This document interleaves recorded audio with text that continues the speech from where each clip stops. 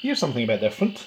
So I've got a mate who collects Cold War memorabilia, and he gave me this box of junk recently, and in it there's this guy which I believe is a laser out of a tank.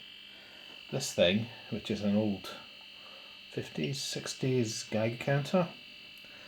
There was this, which is a controller from a Leopard tank. I think the gun control from a Leopard tank. And this little weird little box. Now, the box, didn't know what it was, but the reason my friend gave this to me is because, we recognised that. I'm thinking, what? Is it like a homemade controller or some prototype or something? But we couldn't kind of figure out what it was. But I put it on the test cart, and the buttons kind of were just messed up and just doing random things, and some of them worked and some of them didn't. So I was thinking maybe it's a 2600 for a 2600 because it didn't have any analog controls. But in the box there were also a bunch of EEPROMs, which I couldn't read most of them, but I managed to read one, and rather wonderfully I recognised Vectrex header code on it. So I've put the code into the Vectrex, and if I run it,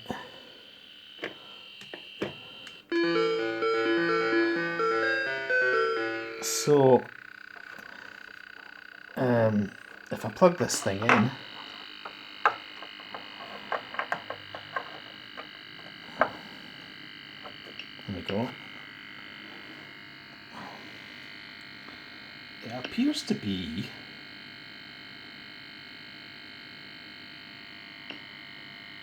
a Geiger counter. And right enough, this thing up here is a Geiger Muller tube.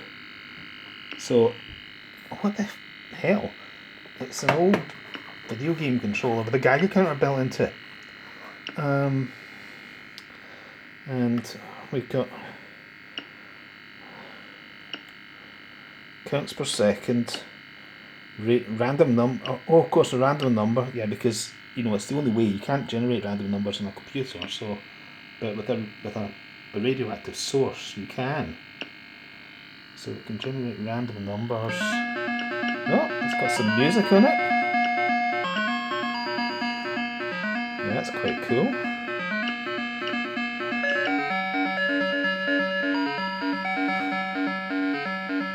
And, well, I did further research, and apparently there was a program in the 1980s under Ronald Reagan to get Geiger counters built into domestic electronics. And the idea was that they didn't want to create a panic, but if there had ever been a nuclear attack or a nuclear disaster or a power station blew up, they could tell people that they had the equipment already to check that their water and food was safe.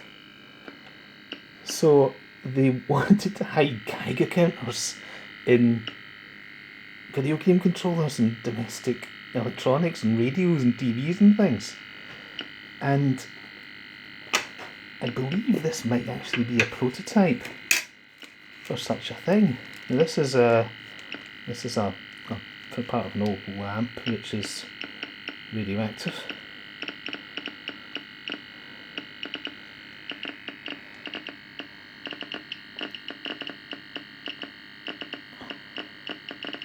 So that's quite scary. And I'll put that back in this box, I think. But what a strange little curiosity to find. I'll really have to work on the other EEPROMs and see whether there's more code in there. Maybe they did something more with it than just this random number. Oh, here we go, that's the count. That's what I should really have been looking at. So how many counts per second can we get out of this? 7.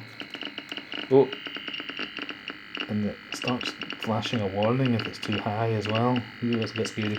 Right, I'm going to put that back in the box. I don't want to get irradiated. But there you go. Strange thing to find. Cheers, mate.